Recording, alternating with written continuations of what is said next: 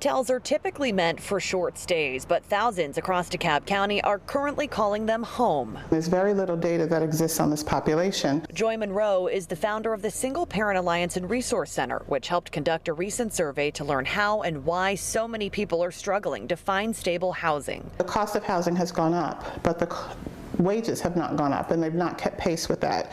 So a lot of families have now been priced out of where they were living. Researchers with Georgia State University knocked on doors at more than 40 hotels across the county, finding the majority of residents surveyed to be Black single mothers who are trying to keep a roof over their kids' heads. There's a tremendous racial disparity in this situation that we have the power to right. Many respondents said they are employed but don't make enough money to pay rent, so they turn to hotels because they don't require credit checks and security deposits or take note of previous evictions. Once you have an eviction on your record, it is virtually impossible to find affordable, accessible, and decent quality healthy living environment. But hotels don't offer much space for a family of 4, and some residents reported mold, pests, poor ventilation, and unreliable Wi-Fi.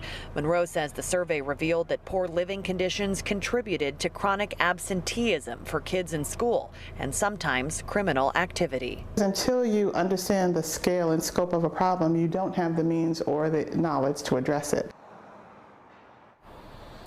So now county leaders are brainstorming some solutions moving forward, like creating credit building and landlord mediation programs and generating risk mitigation funds to encourage landlords to rent to families who have past evictions. Reporting live in DeKalb County, Chelsea Bine for Atlanta News First.